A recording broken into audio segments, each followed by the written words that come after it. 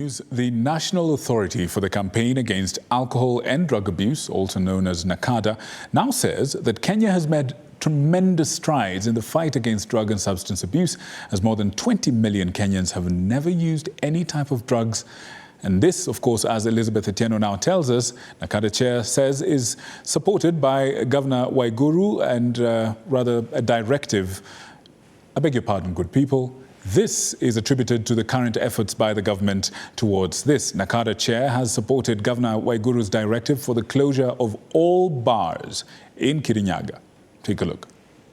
As the country intensifies the fight against drug and substance abuse, it has now emerged that 22 million Kenyans aged 15 to 65 have never used drugs. This is according to the National Authority for the Campaign Against Alcohol and Drug Abuse, NACADA. And so that tells us that as much as people would want to say everybody's using drugs, the youth are using drugs, the other fact is majority of Kenyans, including youths, are not using drugs. 17.5% or 4.7 million of Kenyans within that age range are using at least one substance of abuse. The male gender accounts for 3.7 million compared to their female counterparts at 949,298. The effects have been very high, and that's why we've been talking about Central Kenya, but actually the leading region right now is Western Kenya.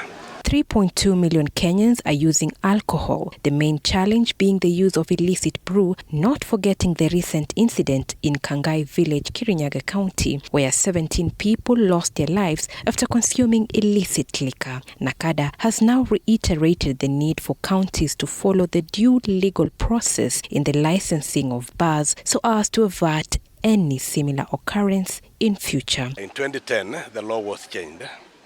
So some of the big role actually in drug prevention went to the counties.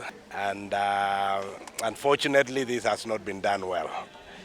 Some of the counties have done that just for getting revenue. NACADA chairman Stephen Mairori has supported Kirinyaga Governor Anne Waiguru's directive ordering for the closure of all bars in the county to pave way for a fresh vetting process. Mairori has urged other counties to follow suit.